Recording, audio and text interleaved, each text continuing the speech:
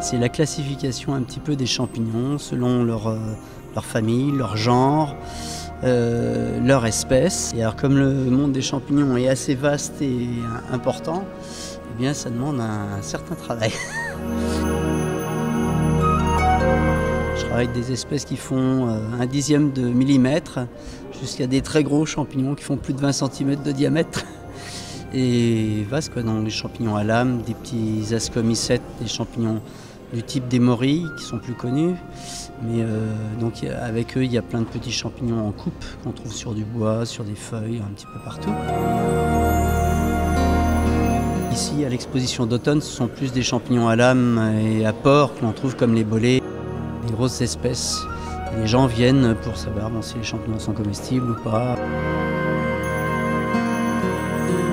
On essaie de leur prodiguer quelques conseils en matière de sécurité parce que les gens pensent toujours avoir affaire aux champignons qui est dans leur livre. Et sauf qu'il n'y a aucun livre de complet, donc ils ont de fortes chances de tomber à côté. Et comme dans chaque groupe, vous avez des bons comestibles et des toxiques, sans être forcément mortels, mais bon, ça peut être des gastro-entérites. À l'espace d'accueil du parc, la 9 place des Diligences, on fait le lundi des champignons. Donc les gens peuvent apporter leur cueillette à 20h30 et on essaie de leur déterminer. Comme on fait ici sur le week-end à l'exposition, on détermine, on donne des conseils, faire attention à telle et telle espèce qui peuvent ressembler ou au niveau culinaire aussi.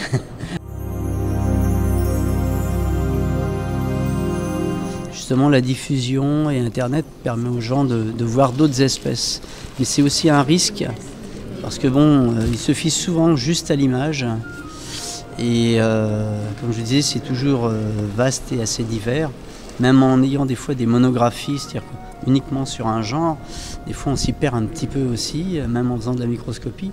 Donc pour le commun des mortels, juste déterminer à partir d'une photo, c'est un peu risqué. Pour un mycologue, on estime qu'il faut 15 ans pour moins se tromper. Vous voyez, donc il faut rester humble devant des milliers d'espèces. On essaie de voir le dessus du champignon, le dessous, les lames, etc., la coloration, le pied, la couleur de la chair peut avoir une importance importante, l'odeur aussi est une aide importante. Vous avez des champignons qui sentent l'anis, d'autres qui sentent l'iode, d'autres qui sentent la prune. Il y a 1001 parfums. Hein. On a des livres de détermination, enfin d'aide à la détermination par les odeurs, par exemple. Quand on est sûr de sa récolte, une espèce, un cèpe par exemple, que l'on connaît bien, on met à part, ce sont des espèces qui sont inconnues ou méconnues, vaut mieux les mettre dans un deuxième panier, c'est plus raisonnable, et faire voir un spécialiste.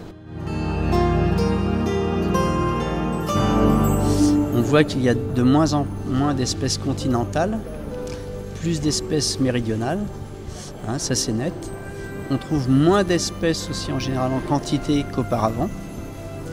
Alors c'est pas une vue de l'esprit, ça fait pas mal d'années, on a des années très irrégulières, très peu d'orages en été, un début d'automne souvent très sec. Là, cette année exceptionnellement, on a eu de la pluie, mais malgré tout, et il faisait doux, et malgré tout, la pousse des champignons ne se faisait pas. Non, pourquoi ? On suppose que comme la température était très douce et tout, les arbres, enfin en forêt, la végétation était encore bien présente, et donc pompée presque aussitôt, parce qu'il y a eu un déficit tout de même, on subodore des solutions comme ça, donc on n'a pas de certitude.